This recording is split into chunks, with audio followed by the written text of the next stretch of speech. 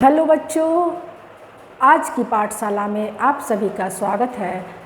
जैसा कि हम पहले बताए थे कि संधि का एक क्लास लेंगे, तो आइए हम लोग आज संधि पढ़ते हैं। संधि किसे कहते हैं? सबसे पहले प्रश्न उठता है, संधि कहते किसको है? संधि बना कैसे है? हम जब संधि पढ़ रहे हैं तो संधि शब्द को भी तोड़ना चाहेंगे। तो संधि का संधि विच्छेद क्या होता है?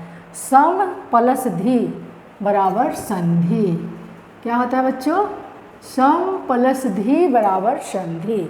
संधि शब्द स्त्रीलिंग होता है।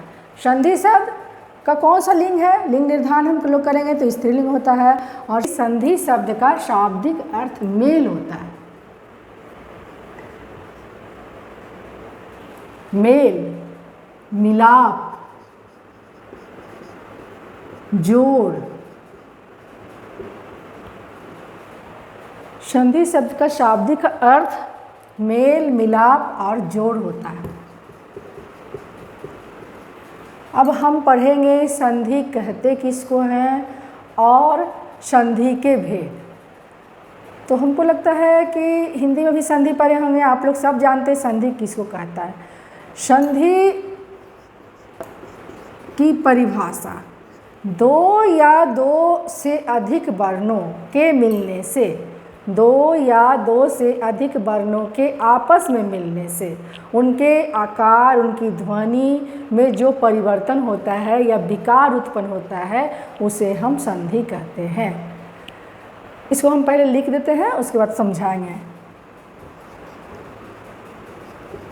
दो या दो से अधिक। बच्चों, सबसे पहले संधि कहते किसको है? संधि की परिभाषा क्या है? इसको हम संधि की परिभाषा भी कह सकते हैं। जैसा कि हम थोड़ी देर पहले बताएं, दो या दो से अधिक वर्ण जब आपस में मिलते हैं और उनके मिलने से उनका आकार परिवर्तित हो जाता है, उनका ध्वनि परिवर्तित हो जाता है, तो वो जो परिवर्तन होता है वही संधि कहलाता है। अर्थात सीधी भाषा में समझे, जो दो वर्णों के मेल से जो विकार उत्पन्न होता है उसे हम संधि कहते हैं। आज तक हम लोग यही पढ़ते आए हैं, दो वर्णों के मेल से जो विकार उत्पन्न होता है संधि कहलाता है। परंतु अगर हम लोग इसको ध्यान से देखें कि दो या दो से अधिक वर्ण भी आपस में मिल जाते हैं, और जब वो मिलते हैं आपस में, जब नज़दीक आते हैं, तो उसका आकार और ध्वनि में परिवर्तन हो जाता है, तो वह संधि कहलाता है। जैसे उदाहरण देखिए,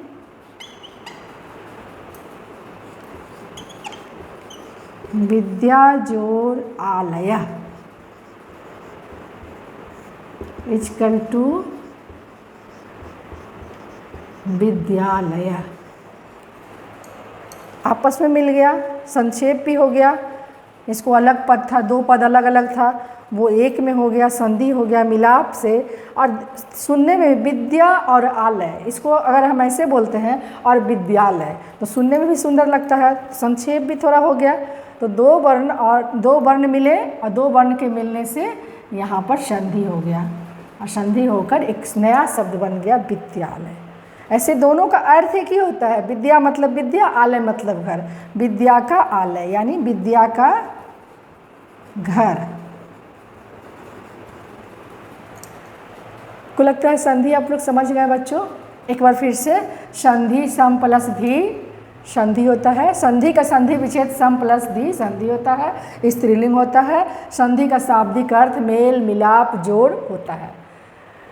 संधि किसको कहते हैं? दो या दो से अधिक वर्णों के आपस में मिलने से जो आकार और ध्वनि में परिवर्तन होता है उसे हम संधि कहते हैं। उदाहरण में हम लोग, सबसे अच्छा उदाहरण हमारा विद्यालय है, इसलिए कि हम लोग विद्यालय जाते हैं, पढ़ते हैं। एक और अच्छा उदाहरण हो सकता है पुस्तकालय। पुस्तक जोड़ आलय, आलय इक्वल टू पुस्तकालय। चूँकि हम लोग संस्कृत में पढ़ रहे हैं तो हमको विद्यालय, पुस्तकालय ऐसे शब्दों का प्रयोग करना पड़ेगा। अब हम इसके बाद बच्चों इसको हम मिटा देंगे, आप नोट कर लीजिए, याद कर लीजिएगा। संधि कहते किसको है, संधि बनता कैसे है, संधि का अर्थ क्या होता है, संधि का लिंग क्या होता है, इतना मैंने इसमें बता दिया। अब मैं इसको मिटा देती हूँ, उसके बाद मैं संधि कितने प्रकार की होती है उसको पढ़ाती हूँ।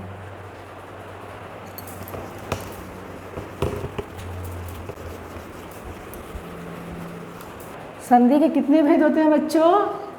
सब जानते हो आप लोग, एक बार मन में बोलो और देखो सही बोल रहे हो कि नहीं। संधि के 3 भेद होते हैं, नंबर 1, नंबर 2 और नंबर 3। स्वर संधि, नंबर 2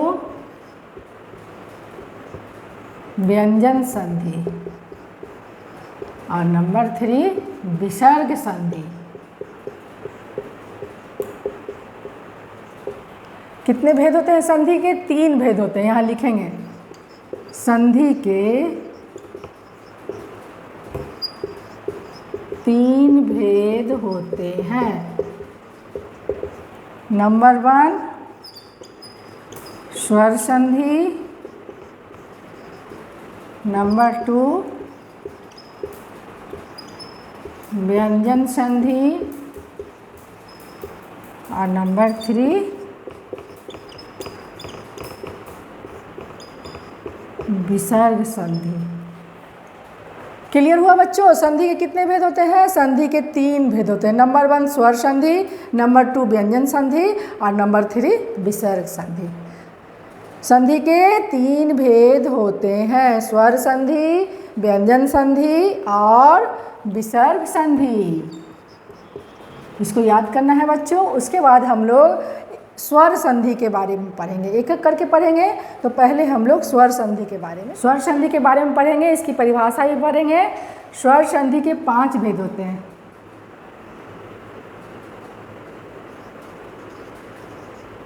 दीर्घ संधि, गुण संधि, वृद्धि संधि, यन संधि और अयादि संधि। सबसे पहले हम लोग जानेंगे स्वर संधि कहते किसको हैं। 2 स्वर वर्णों, ध्यान दीजिएगा, वर्ण व्यंजन वर्ण नहीं, 2 स्वर वर्ण जब आपस में मिलते हैं, जब आपस में 2 स्वर वर्णों का मेल होता है, मिलाप होता है, तो उसमें जो विकार या परिवर्तन आता है वह स्वर संधि कहलाता है। जैसे देखिए हिम जोर आलया, हिमालया, यहाँ भी स्वर संधि है और यहाँ भी स्वर संधि है, स्वर वर्ण, सॉरी, दोनों जगह आ प्लस आ, दोनों ही स्वर वर्ण है, दोनों ही क्या है? स्वर वर्ण है। यहाँ भी आ है और यहाँ भी ई है, आ और ई दोनों स्वर वर्ण है। यहाँ भी आ है और यहाँ भी ओ है, ये भी स्वर वर्ण है। ये सब जो है आ प्लस आ इजकल टू आ होता है, आ प्लस ई इजकल टू ए होता है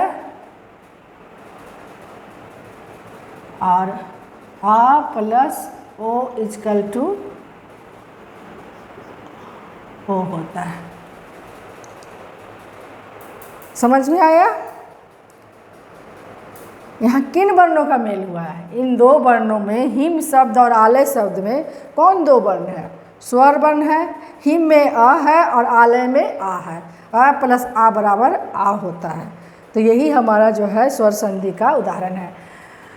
उपजोर इंद्र, उपेंद्र, सूर्योदय, सूर्योदय। अब ये किस भाग का उदाहरण है? 5 भाग है। जब हम 5 भागों के बारे में पढ़ेंगे तब हम जानेंगे कि हिमालय में कौन सा संधि लगा है, उपेंद्र में कौन सा संधि है, गुण है कि दीर्घ है कि वृद्धि है, या सूर्योदय में कौन सा संधि है। तो हम इसको पढ़ने के बाद स्वर संधि के भेदों के बारे में पढ़ेंगे, विस्तार से पढ़ेंगे। जनरल रूप से तो जान लिए संधि क्या है, अब तक क्या जाने? संधि कैसे बना है, संधि कौन सा लिंग है, संधि कहते किसको हैं, संधि की परिभाषा क्या होती है, संधि के उदाहरण हम लोग पढ़ चुके। संधि 3 भाग होते हैं, स्वर, व्यंजन और विसर्ग। अब हम स्वर संधि के बारे में पढ़ रहे हैं, व्यंजन और विसर्ग संधि के बारे में बाद में अगले वीडियो में पढ़ेंगे। तो अभी हम स्वर संधि के बारे में पढ़ रहे हैं। तो स्वर संधि कितने प्रकार के होते हैं? 5 प्रकार के होते हैं। कितने प्रकार के होते हैं? 5 प्रकार के होते हैं।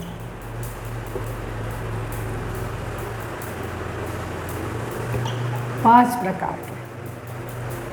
दीर्घ, गुण, वृद्धि, यन और अयादि। स्वर संधि कहते किसको हैं? स्वर, दो स्वर वर्ण जब आपस में मिलते हैं और उनके मिलने से जो परिवर्तन उनके ध्वनि में, उनके आकार में होता है, वह स्वर संधि कहलाता है। उसके उदाहरण हो गए हिमजोरालय हिमालय, उपजोर इंद्र उपेंद्र, सूर्योदय सूर्योदय। यहाँ 2 वर्ण मिले हैं हिम और आलय में, अ और आ मिल करके हिमालय बना। यहाँ ये दोनों स्वर वर्ण हैं। हिम में अ जो है वह भी स्वर वर्ण है, और आलय में आ है वह भी स्वर वर्ण है। उप में भी अ है जो स्वर वर्ण है, और इंद्र में भी ई है वह स्वर वर्ण है। सूर्योदय में भी वही बात है, सूर्य में अ है वर्ण और उदय में ओ है। इस प्रकार हमारा ये स्वर संधि का परिभाषा समाप्त होता है। अब हम लोग स्वर संधि के बारे में पढ़ लिए बच्चों। अब हम लोग दीर्घ संधि के बारे में पढ़ेंगे, स्वर संधि के जो भेद है 5। इसके अगले वीडियो में। तब तक के लिए धन्यवाद।